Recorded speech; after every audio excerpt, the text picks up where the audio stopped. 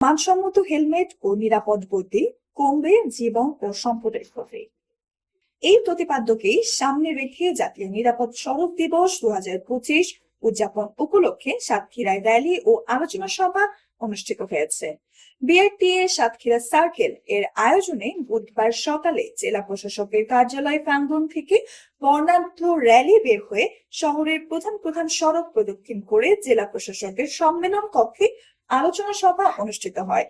সভার প্রধান অতিথি হিসেবে উপস্থিত ছিলেন সাতক্ষীরা জেলার প্রশাসক মোস্তাক আহমেদ, অতিরিক্ত জেলা প্রশাসক শেখ মাইনুল ইসলাম মাইনের সভাপতিত্বে উপস্থিত ছিলেন সাতক্ষীরা সড়ক বিভাগের নির্বাহী প্রকৌশলী মোহাম্মদ আনোয়ার পারভেজ, সাতক্ষীরা মোটরযান পরিদর্শক ওমর ফারুক, ট্রাফিক ইনচার্জ আজিজুর রহমান, জেলা তথ্য অফিসার জাহারুল ইসলাম, সিভিল সার্জন অফিসের medical officer doctor Jayanta Kumar সহ আরো অনেকে।